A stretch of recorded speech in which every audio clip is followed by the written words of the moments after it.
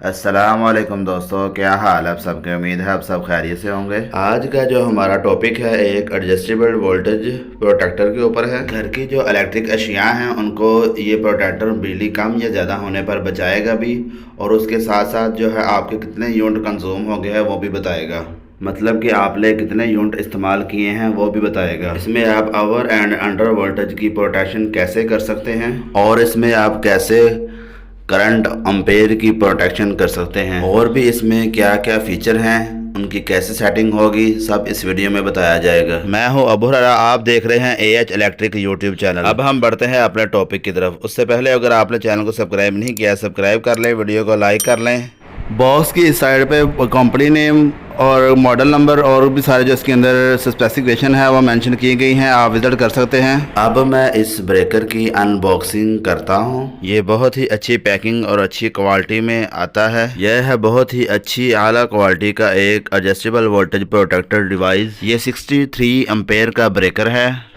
जैसे मैंने आपको पहले भी दिखाया है, इसके बॉक्स के ऊपर सारी कंपनी नेम वगैरह फीचर लिखे हुए थे। इसी तरह जो है ब्रेकर के ऊपर भी सारे कुछ प्रिंट है। इस ब्रेकर के ऊपर एक डायाग्राम बनाया गया है कि आपने मेन लाइन कहाँ पे लगानी है और लोड कहाँ से लेना है इसके ऊपर से। इसकी आपको वैसे ज़रूरत नहीं पड़ेगी, हम वीडियो में हर चीज़ तफसील के साथ आपको बताएंगे और बताता हूँ कि आप इसके ज़रिए अपनी बिजली की कैसे प्रोटेक्शन कर सकते हैं।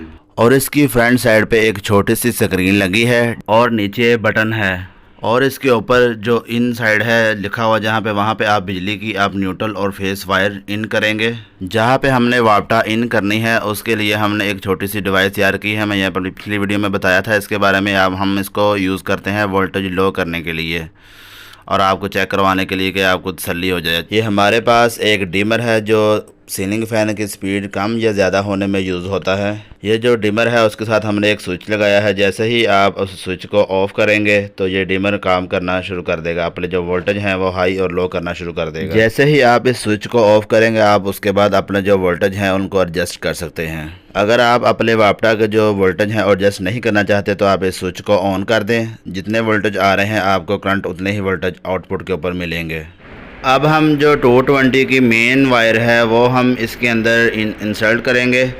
एन वाली जगह पे ब्लैक वायर लगेगी, ये न्यूट्रल होती है वो ब्लैक वायर जो है। और जो दूसरी तरफ दूसरी पाउट है एल वाली जो है लाइन वायर जो है फेस की वायर, हम वहाँ पे लगाएंगे। अब हमने जो वापटा वाली तरफ से मेन वायर आती है उसके जो कनेक्शन है वो कंप्लीट हो चुके हैं। आउटपुट के ऊपर लोड डालने के लिए हमने एक स्विच बोर्ड तैयार किया है। 100 वाट के 3 बल्ब उसके साथ एडजस्ट किए हैं। हर एक स्विच के साथ एक 100 वाट का बल्ब ऑन होगा। उसका जो आगे मेल शू है वो हम लोड वाली जगह पे इसको लगा देंगे। ये हमने मेल शू बनाया है इस बोर्ड का, वो हम इसके अंदर आउटपुट के ऊपर जो ब्रेकर की जगह है वहाँ पे इसको लगा देंगे, इंसर्ट कर देंगे।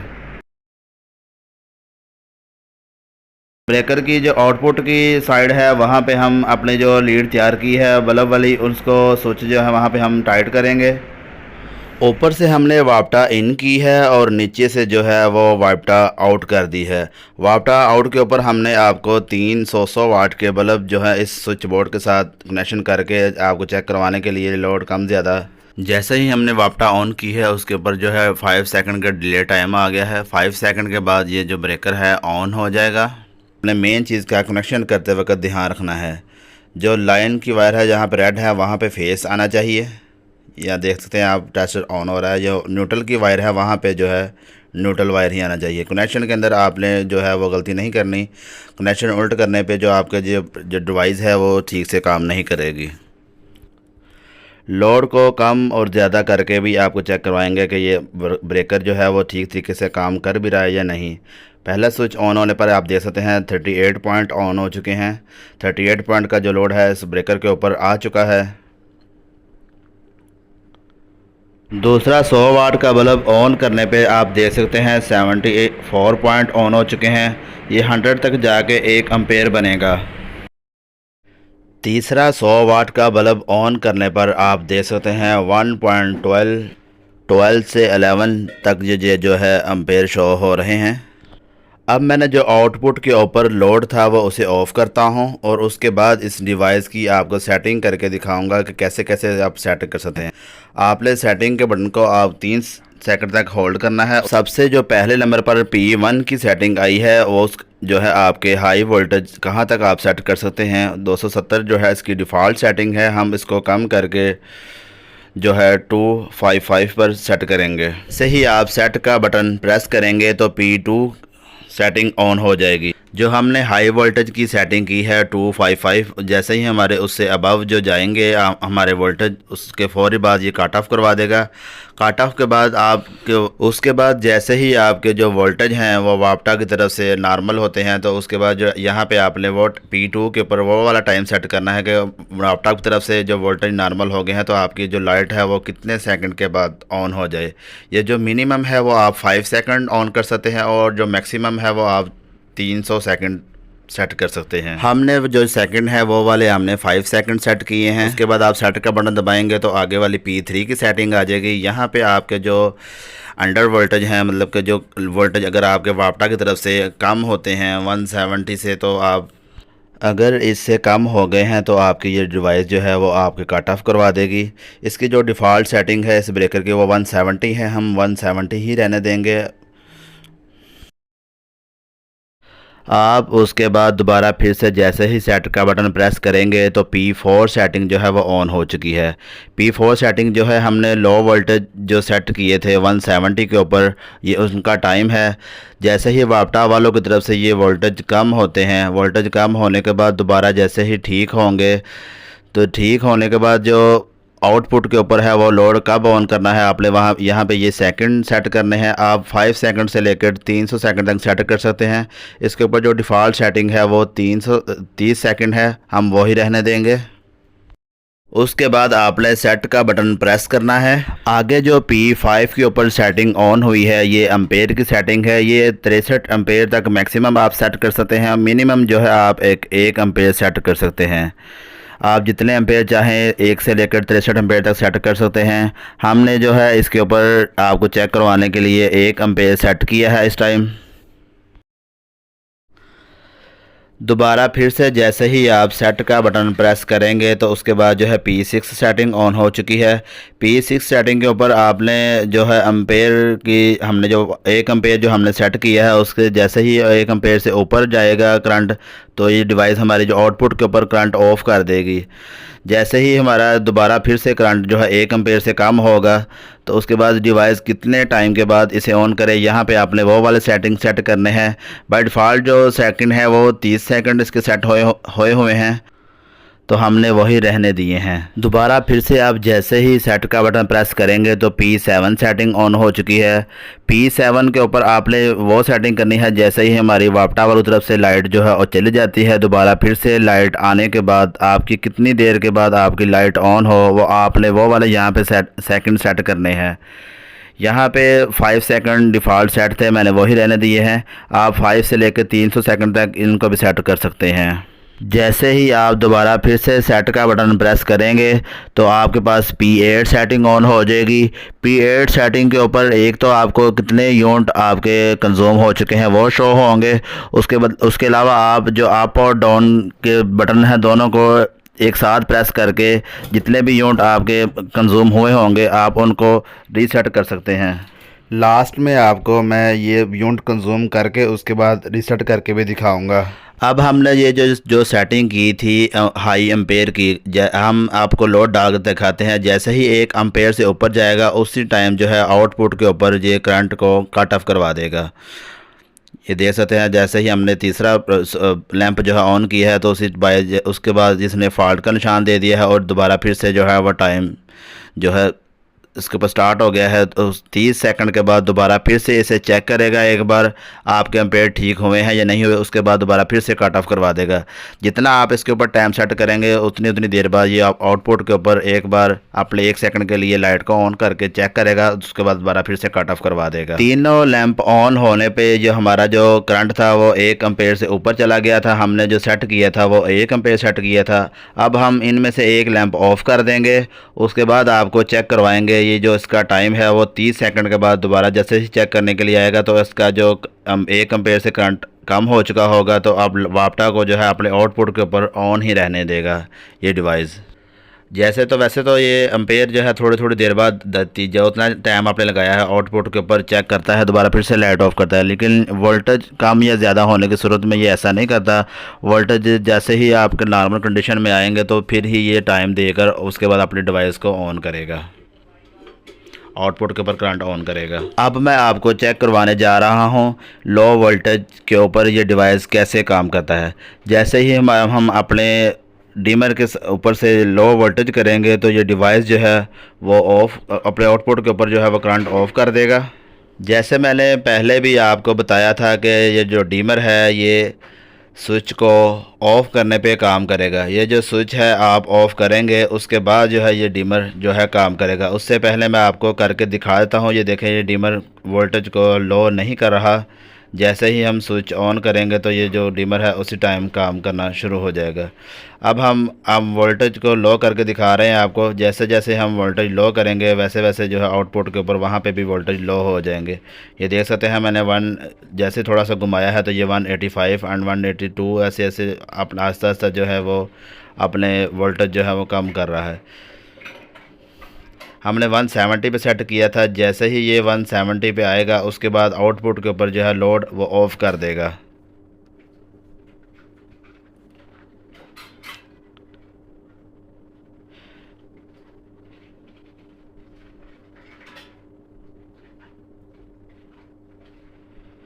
ये देख सकते हैं जैसे ही 170 से कम हुआ है करंट तो उसी टाइम जो है ना उसने लोड को ऑफ़ कर दिया है। यहाँ पे आपको मैं एक लैंप ऑन करके भी दिखा देता हूँ।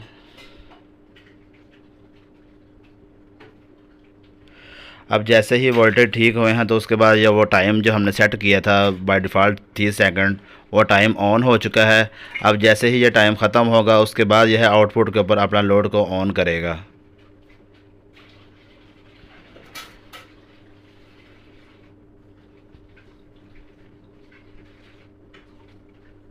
ये देख सकते हैं हमने अपना एक लैंप ऑन कर दिया है। जैसे ही ये करंट ऑन करेगा तो लैंप ऑन हो जाएगा।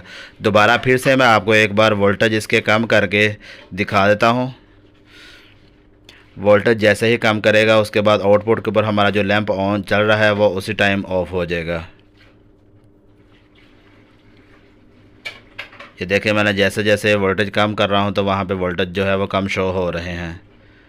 अब जैसे ही 170 से नीचे आए हैं तो आउटपुट के ऊपर उसने लोड ऑफ़ कर दिया है। ये आपको मैंने हाई एम्पेयर का भी सेट करके और चेक करके दिखा दिया है और आपको हाई लो वोल्टेज का भी आपको चेक करा कर दिखा दिया है। इसी तरह जैसे ही हाई वोल्टेज अगर होंगे तो फिर भी ये इसी तरह आप करंट को ऑफ़ करवा देगा 1 सेकंड के अंदर। दोबारा फिर से 30 सेकंड का टाइम दे देगा। मैंने जो इस डिवाइस के अंदर 1 एम्पेयर सेट किया था उसको बढ़ाकर मैं 15 एम्पेयर कर रहा हूँ। 15 एम्पेयर करके अपने घर की जो मेन लाइन है वहाँ पे आपको लगा कर आउटपुट के ऊपर एसी चला के दिखाऊंगा कि ये कितने एम्पेयर पे कितनी देर बाद अपना 1 पॉइंट जो है वो कंज्यूम करता है। ये ऊपर मैंने बाईं और टाइमर सेट कर दिया है। टाइम भी आप दे सकते हैं कितने एम्पेयर तक, कितने टाइम तक, मतलब कि कितने एम्पेयर पे कितने मिनट के बाद जो है इसका 1 पॉइंट जो है वो कंज्यूम होता है। डाट की जो बाईं तरफ है वहाँ पे जो है पॉइंट शो होंगे और जो डाट की दूसरी तरफ है वहाँ पे यूनिट शो होंगे। आप देख सकते हैं ऊपर जो टाइम है वो 6 मिनट से ऊपर हो चुके हैं, अभी तक जो है 1 पॉइंट भी नहीं कंज्यूम हुआ। जैसे ही हमारा 1 पॉइंट कंज्यूम हो चुका है तो आप देख सकते हैं ऊपर जो टाइम है वो 9 मिनट के अंदर इसने 1 पॉइंट कंज्यूम किया है। अब हम थोड़ा सा और वेट करते हैं। दूसरे पॉइंट का ऑन होने पर आपको मैं टाइम फिर से बता दूंगा कि कितना टाइम कंज्यूम हो चुका है। आप ख़ुद भी टाइम चेक कर सकते हैं कि इतने एम्पेयर के ऊपर कितने टाइम बाद ये अपना 1 पॉइंट जो है वो कंज्यूम कर रहा है।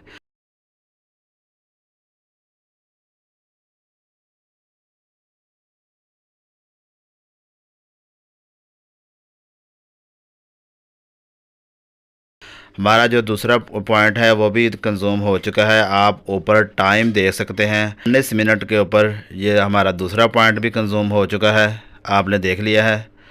अब जो हम तीसरा पॉइंट कंज्यूम होने का वेट करेंगे, कितना टाइम और लगता है इनको तीसरा पॉइंट कंज्यूम होने पे। अब जो है आपको आइडिया हो चुका होगा हमारा हर 9 मिनट के बाद जो है 1 पॉइंट कंज्यूम हो रहा है।